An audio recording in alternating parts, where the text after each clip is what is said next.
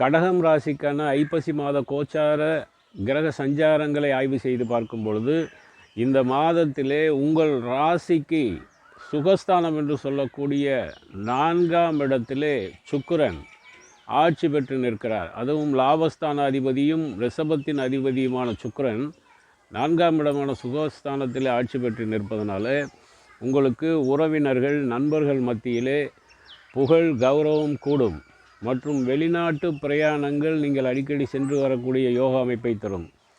தொழிலிலே இருப்பவர்களுக்கு தொழில் மேன்மை தொழில் விரிவுபடுத்தக்கூடிய அமைப்பை ஏற்படுத்தி தரும். வியாபாரம் செய்பவர்கள் வியாபாரத்தை பல நாடுகளுக்கு விரிவுபடுத்தக்கூடிய யோகா அமைப்பை தரும்.